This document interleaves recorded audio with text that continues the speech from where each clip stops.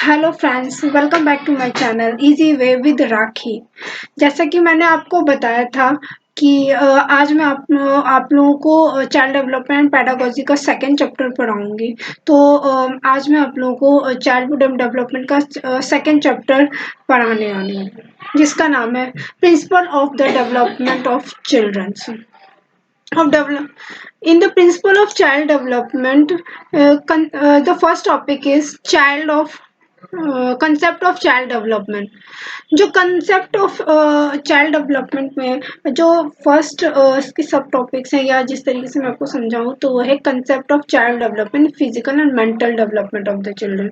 जैसे कि जो बाल विकास का अर्थ हुआ है कि बच्चों में शारीरिक विकास के साथ साथ मानसिक विकास होना।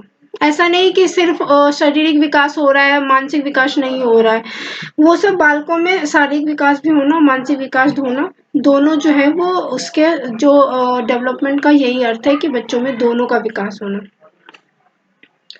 डेवलपमेंट का संबंध जो होता है, विकास होता है, वो बच्चों में वो विकास होता है पॉजिटिव वे में होता है, यानी कि नेगेटिव वे में जो विकास हो रहा है वो हम उसे इंक्लूड नहीं करते। हम इसे इसमें ये इंक्लूड करते हैं जो बच्चों में पॉजिटिव वे में विकास हो रहा है, ना कि नेगेटिव वे में।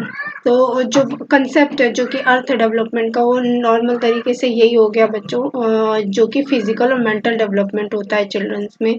शारीरिक विकास तो हो ही रहा है, साथ उसके साथ मानसिक विकास भी होना। ऐसा नहीं है कि सिर्फ मानसिक विकास होना, शारीरिक विकास नहीं होना। सारे तरीके के जो विकास है उसको एक जगह पे इंक्लूड करके बनाया, जो कंसेप्ट है उसका वो जाता है डेवलपमेंट का। So child development is related to quality and quantity both। यानी कि जो बच्चों का जो विकास होता है वो ऐसा नहीं होता कि सिर्फ मात्रात्मक होता है, इसमें गुणात्मक विकास भी होता है। जैसे कि मैंने आपको नेक्स्ट चैप्टर में भी बताया था, इसमें बालकों का जो गुणात्मक और मात्रात्मक दोनों का विकास होता है। स्किनर ने कहा है कि development is a grandly and slowly process, यानी कि जो डेवलपमेंट है वो डेवलपमेंट जो है वो स्लोली प्रोसेस है। ऐसा नहीं है कि एकदम से किसी चीज का विकास हो गया। धीरे धीरे जो विकास होता है वो डेवलप होता है। वो क्रमिक और मंद गति से चलने वाली प्रक्रिया है। ग्रैंडली मीन्स क्रमिक एंड स्लो प्रोसेस, यानी मंद गति से चलने वाली प्रक्रिया। ये नहीं कि सुपरफास्ट तरीके से किसी चीज का एकदम से हो जाना, ये विकास नहीं कहलाती है। सेकेंड टॉपिक जो है वो हमारा प्रिंसिपल ऑफ चाइल्ड डेवलपमेंट है, यानी कि सिद्धांत ऑफ चाइल्ड डेवलपमेंट, सिद्धांत ऑफ बाल विकास। तो पहला जो इसका है वो है प्रिंसिपल ऑफ कन्युनिटी, यानी कि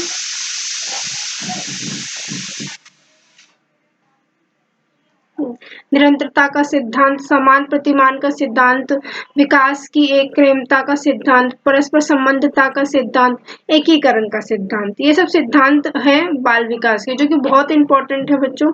अगर आपने इसको समझ लिया तो आप अच्छे तरीके से, क्योंकि इसमें से इन 5 टॉपिक्स में से एक ना एक क्वेश्चन 100% आएगा।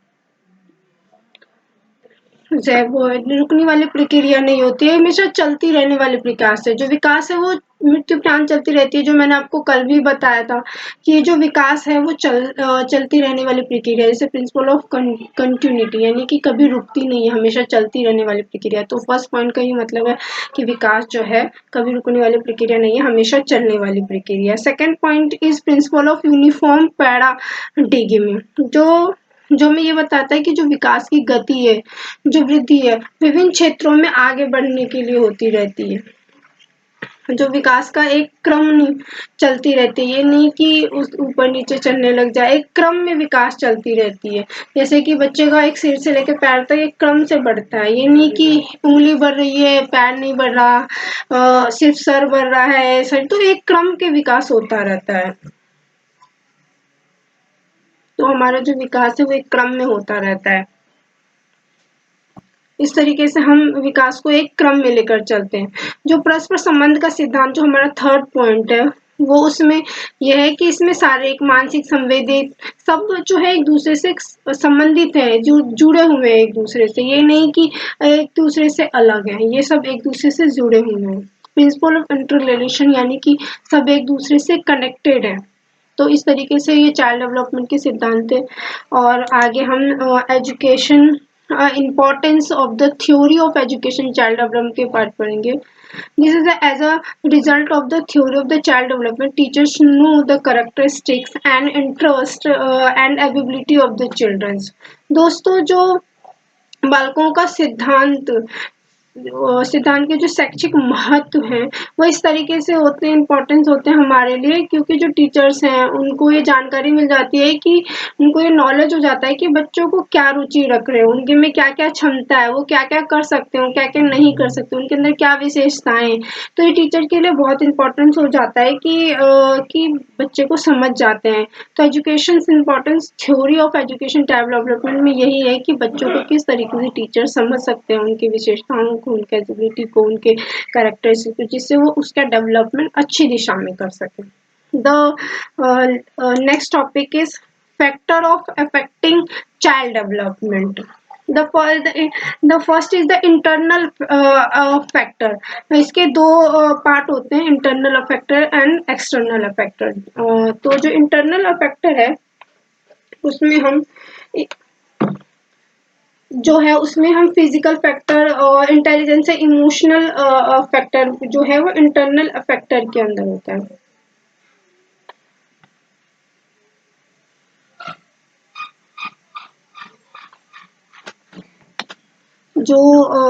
जो हमने ये फर्स्ट पूरा इंटरनल फैक्टर जो होता है आंतरिक कारक होता है, ये वंशानुगमन चलता रहता है. इसमें शारीरिक फैक्टर होता है, इसमें बुद्धि होता है, इमोशनल होता है. और इसमें सेकंड जो है वो है factor of acting child development. Second is external factor. External factor होता है जो mother's health and the surrounding during the pregnancy life event. यानी कि जो प्रेग्नेंट होती है लेडी, जो मदर्स प्रेग्नेंट होती है, उनके आसपास क्या हो रहा है उसका बच्चे पर बहुत ज़्यादा प्रभाव पड़ता है. Economic reason and the physical reason. Economic reason बहुत मेन है बच्चों इसमें चाइल्ड डेवलपमेंट में. अगर बच्चे के मदर के पास उसके पास इकोनॉमिक्स वीक होंगे तो वो अच्छे स्कूल में नहीं जा पाएगा, अच्छे से एजुकेशन नहीं पाएगा, उनके आसपास का माहौल थोड़ा सा अलग होगा. इस तरीके से उनके फिजिकल रीजन भी होंगे. जो बच्चे में अगर फिजिकल कोई प्रॉब्लम है तो उसका डेवलपमेंट थोड़ा धीरे धीरे होगा. तो इस तरीके से जो है वो चाइल्ड डेवलपमेंट का वो फैक्टर होता है, जो कि दो टाइप के हैं, मैंने आपको बता ही दिया. एक इंटरनल और एक एक्सटर्नल चेंजेस आते हैं जो घटनाओं से, सामाजिक रीजन से और जीवन की घटनाओं से. ये सब परिवर्तन चलते रहते हैं, प्रभावित करते हैं इस बालक के विकास को. ये सब प्रभावित करते रहते हैं, जिससे बालक का विकास हो उसको प्रभावित करता है. जैसे कि जो मदर के अंदर जो जैसे जीन्स होते हैं, आप लोगों ने सुना होगा, जीन्स के हिसाब से उसका फेस का स्ट्रक्चर चेंज होता है. तो इस तरीके से वंशानुगमन कारण भी प्रभावित करते हैं. और एक्सटर्नल फैक्टर यानी कि जो इकोनॉमिक रीजन है, फिजिकल रीजन है, वो भी तो प्रभावित करते हैं. तो थैंक यू आप सो मच. मैं ये लेक्चर यहीं पे ख़त्म करती हूँ. होप कि आपको समझ आया होगा. और आपको समझ आ गया हो तो प्लीज़ लाइक, सब्सक्राइब और शेयर कर दीजिए.